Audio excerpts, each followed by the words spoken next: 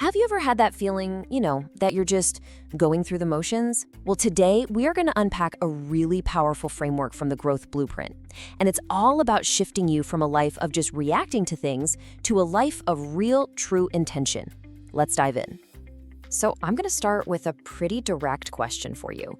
Think about your day so far, or maybe your whole week. How many of your actions were really conscious choices versus just automatic responses? Kind of a tough question, right? That exact feeling, that sense of being on autopilot, that's what we're tackling today.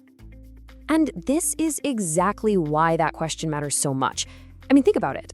In a world where the only thing you can count on is change, growth isn't just some nice little hobby anymore.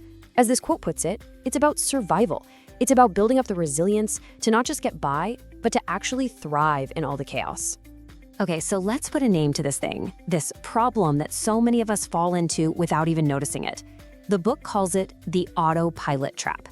And it's that state of living reactively where your day completely runs you instead of the other way around.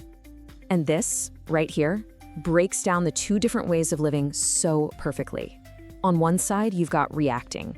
You're just drifting, pushed around by whatever happens, always looking for a quick fix.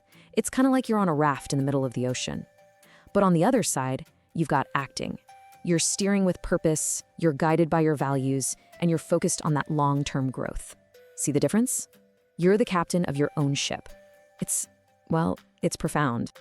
So here are the common traps that keep us stuck in that reactive mode. You've got living on autopilot, chasing this impossible idea of perfection.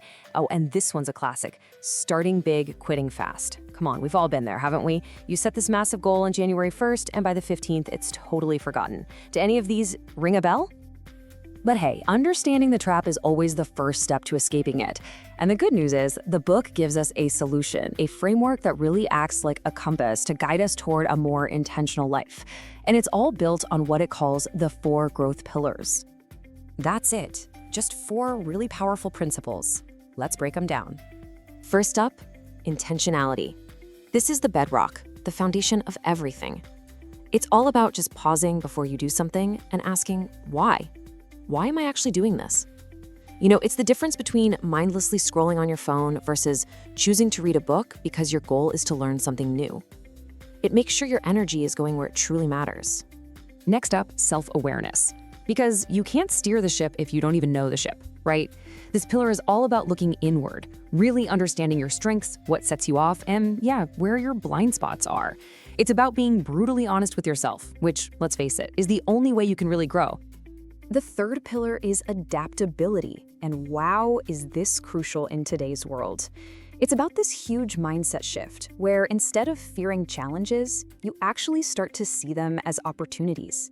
Every obstacle becomes a lesson, a chance to get stronger and let go of old habits that aren't serving you. It's all about turning those setbacks into setups for a comeback. And finally, we have integration. This is the one that brings it all together. See, it's not enough to just understand these ideas in your head. You have to live them. Integration is about weaving these principles into small, consistent, daily habits. The goal is to make growth become just as natural as breathing. Okay, so that's the what. Now, let's get to the how. How do we actually start putting all this into practice in our real lives? Let's get into the action plan. But first, before we even look at the steps, we need to let this sink in. The goal is progress, not perfection. Seriously, chasing perfection just leads to burnout, but chasing progress, that builds momentum. This one single shift in how you think can make all the difference in the world. All right, here it is, the 5-step action plan from the book. It starts big, with defining your why, your North Star, but then it gets small, breaking it all down into tiny, super manageable micro goals. From there, the next steps create this loop of reflection and feedback, and finally, you anchor it all with a consistent growth ritual. It's such a smart, sustainable process. And just look at the power of these micro goals. Does read an entire book feel totally overwhelming? Forget that. The goal is just read for 10 minutes. Want to learn a new skill? Nope, just practice for 15 minutes. A big ambition can feel really intimidating, but a micro goal, that feels easy. And believe me, those small, easy wins are what build unstoppable momentum. So let's bring this all home.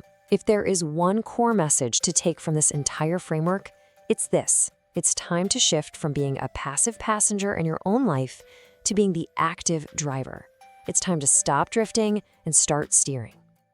I absolutely love how the book describes itself. It says it's a mirror, a guide, and a toolkit. A mirror to see yourself clearly, a guide to show you the way forward, and a toolkit to actually build the life you want. A mirror, a guide, and a toolkit. What a powerful combination. And look, if you only remember one thing from all of this, please let it be this. You don't need some massive, life-altering overhaul to change your life. All you need are small, intentional shifts. That right there is the real secret to creating incredible, lasting change.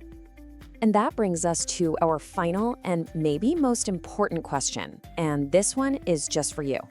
Don't wait for tomorrow or for Monday.